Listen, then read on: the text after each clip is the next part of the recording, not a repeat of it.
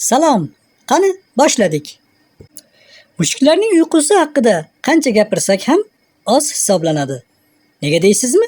Chunki ular tabiatan uyquchi jonivor hisoblanadi. Ular sutkasiga 20 soatgacha uxlashlari mumkin. Bu esa mushuklar uchun normal holat hisoblanadi. Ular aslida uxlayotganda ko'pincha quloqlari va miyasi hushyor bo'lib turadi.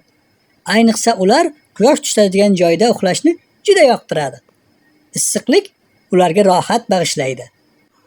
Qiziq tomoni shundaki, mushuk uxlayotganda ham to'liq o'chib qolmaydi, xuddi insonlarga o'xshab. Ularning har doim tovushni eshitib turadigan qobiliyati juda o'tkir bo'ladi. Shuning uchun ular uyqusidan bir narsadan seskansa, sezib qolsa, sakrab turib ketishlari ham mumkin. Agar mushugingiz ko'p uxlayotgan bo'lsa, hech ham xavotir olmang. Demak, u o'zini xavfsiz va baxtli his qilayotgan bo'lib hisoblanadi. Shuning uchun mushugingiz bemalol uyda uxlayotgan bo'ladi. Mushuklarga ko'pincha uxlash kuch bag'ishlaydi. Bu ulardagi xususiyat hisoblanadi.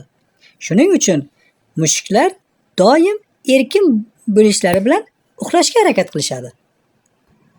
Mushuklar haqida yanada ko'proq ma'lumot olmoqchi bo'lsangiz, albatta bizga obuna bo'ling. Arzimas mehnatimizni bitta like bilan taqdirlasangiz, shuni o'zi yetarli.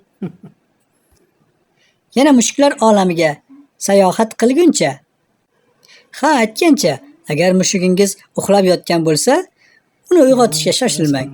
Ham jahlini chiqarasiz, ham maza qilib yotgan holatda uni xafa qilgan bo'lasiz.